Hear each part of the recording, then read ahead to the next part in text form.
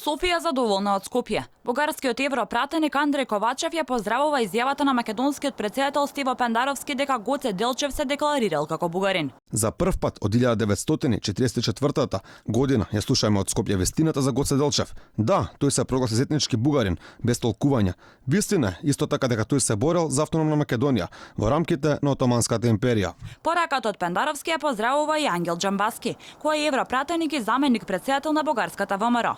Тој вели дека изјавата на македонскиот претседател е добар чекор, против како што вели тој, 50 години бесно антибугарство.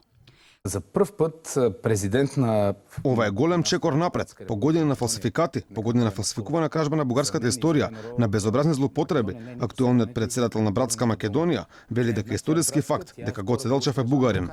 Од тука натаму, евентуалните преговори за членство на Македонија во Европската унија минуваат низ демонтирање на лажната надградба на македонската државност. За нас постои сомнеш. Поимот македонска нација има своето нараѓање 2 август 1944 година во манастирот Прохор Пчински, кој понатаму беше наметнат со националното предавство на некои лидери во Софија по 1944 година. Пендаровски изјавата за Делчев ја даде пред неколку дена. Неспорна историска вистина е. Сите што имаат малку сознание од тој историски период е дека Гоце Делчев се изјаснил како бугарин. Но дали не е историска вистина 100% дека Гоце Делчев се борел за македонска држава? Додека бугарските историчари и политичари вложуваат огромни напори да го представат македонскиот револуционер како бугарин, дел од македонските историски експерти децидни. Гоце Делчев е македонски борец, а мешовитата комисија е политички диригирана. Скопје нема што да признава околу Гоце Делчев.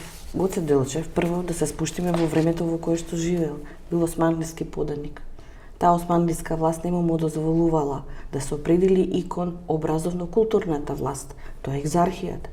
Ако сте припадник вие на екзархијата, ќе се декларирате како булгар милет.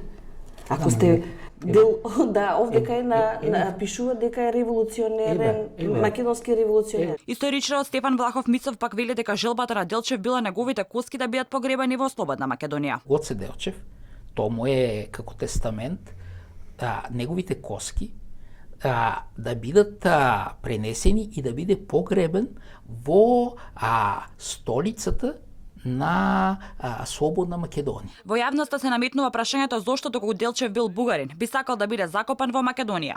Апетитите на источниот сосед на Македонија се се поголеми. Тамошната министерка за надворешни работи Екатерина Захариева вели дека не се подготвени компромиси околу прашањето за Гоце Делчев и се закани дека без договор околу заедничкиот датум за чествување на Делчев, Софија ќе прекине работата во експертската комисија. Претходно министерот за одбрана Каракачанов најави блокирање на нашето членство во Европската унија и во НАТО, доколку македонската страна не прифати одредени отстапки во однос на историските прашања.